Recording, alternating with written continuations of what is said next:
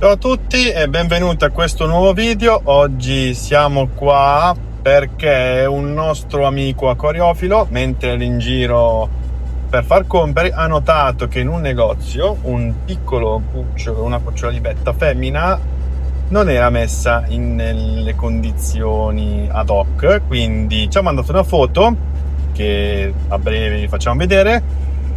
Quindi abbiamo deciso di fare una scappatella per vedere realmente come era messa e vediamo di conseguenza se prenderla o meno. Ecco la nostra piccolina di cui parlavamo prima. L'abbiamo vista prima a un supermercato e siccome abbiamo visto che non era messa benissimo, abbiamo deciso di prenderla. Quindi adesso andiamo a comprargli una vaschetta, tanto abbiamo tutto l'occorrente per poter creare qualcosa di naturale, proprio come piace a noi.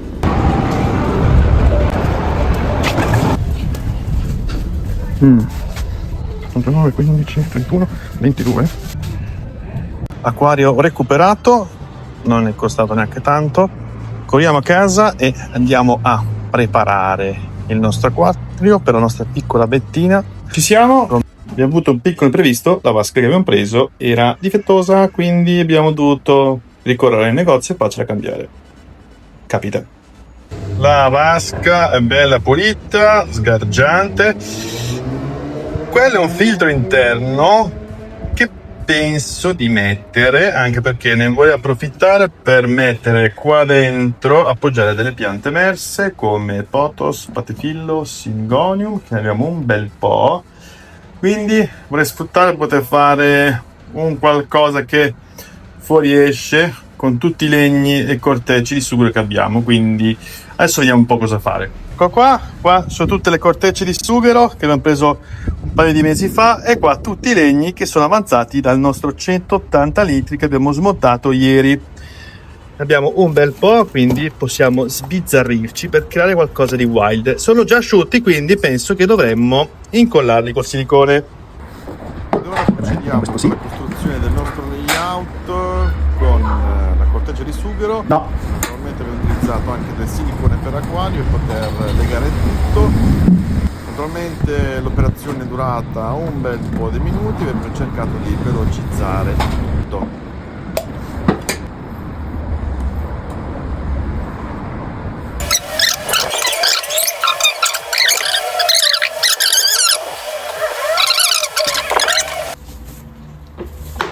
Adesso controlliamo che tutto si sia saldato per bene. Sono passate 24 ore, sembra che sia tutto abbastanza fissato. Beh, vado un pochino per la base è incollato.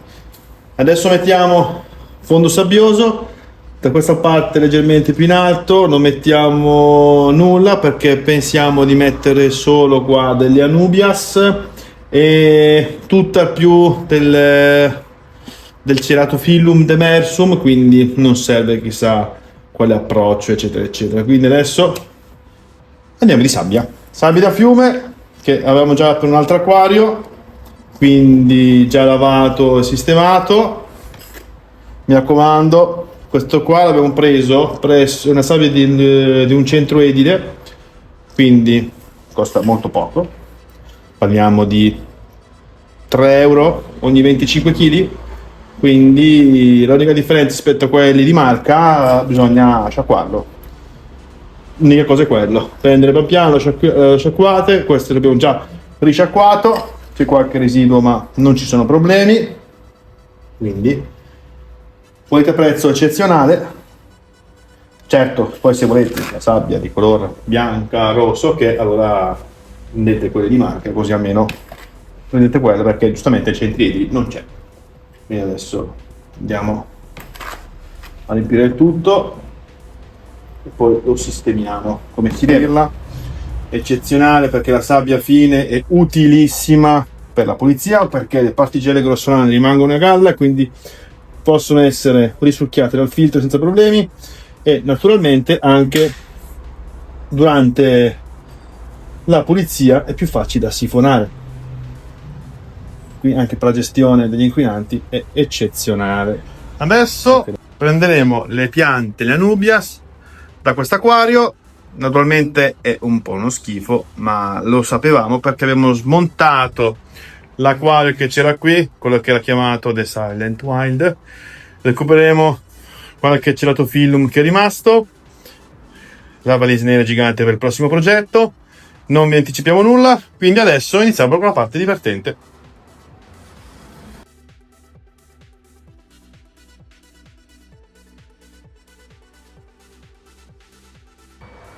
Adesso posiamo giusto 2 sassolini. Abbiamo recuperato il nostro 110 litri, quindi va benissimo. Ok, magari mettiamo qua. Ora procederemo con la messa di tutte le Anubias, che sono piante epifide, quindi possono legarsi tranquillamente a legni e rocce.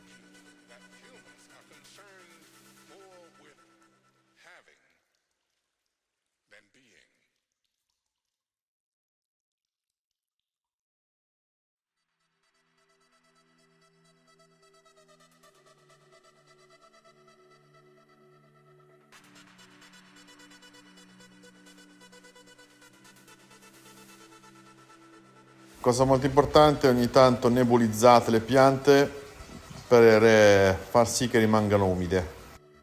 Ed ora procediamo con il riempimento dell'acqua rigorosamente osmotica, così abbiamo i giusti parametri per la nostra futura pesciolina. Ora avvieremo la pompa di movimento del filtro. Naturalmente la velocità massima è di 500 litri l'ora, ma siccome è un po' troppo per quest'acquario l'abbiamo abbassata a 100. Ok, come potete vedere abbiamo sistemato l'imboccatura della pompa, che è un po' forte, con del muschio, così il getto è rallentato e dovrebbe andare bene così, dovrebbe. Cominciamo a mettere anche qui qualche piccolo ciuffo di ceratophyllum che ci aiuterà con la gestione degli inquinanti. Adesso mettiamo qualcuno così, gli altri adesso devo da questa qua.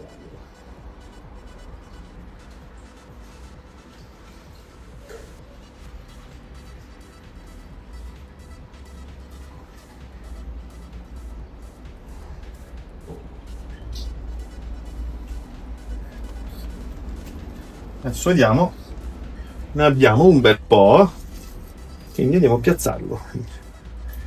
Oh là. Così non mettiamo le solite piante galleggianti, ma mettiamo questa, che è davvero eccezionale, ragazzi. Oh là. Ma che bella, ma che bella che è, figa. Tac.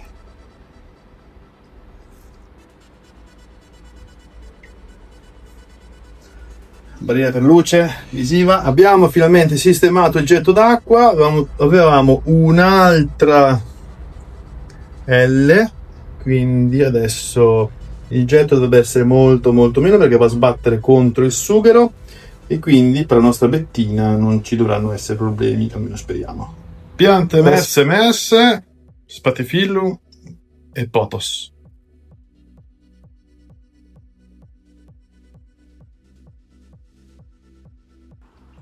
Ora facciamo un bel cambio massivo d'acqua completo, pulizia vetri, perché giustamente tutti i tannini si erano attaccati al vetro. Mettiamo il nitro booster della Greenvet, che sia per filtro che per fondo.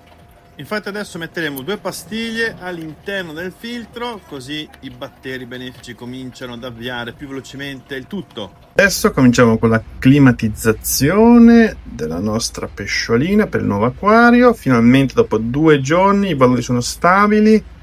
Cominciamo. Durerà più o meno 20 minuti. Ogni 5 minuti metteremo un po' di acqua dell'acquario, così quantomeno la pesciolina si abituerà e stasera possiamo metterla nella sua nuova casetta. Adesso procederemo con la messa della nostra bettina nella sua nuova casetta. La casetta, come vedete, è bella che è pronta. Vi ho dato una sistematina. L'effetto della corteccia da sughero con la Anubias è bellissimo. Ed eccola qui nella sua nuova grande casetta. guardatela, l'abbiamo presa, le sue pinne sono completamente rovinate, adesso la cureremo come si deve, così nei prossimi mesi sarà bellissima come non mai.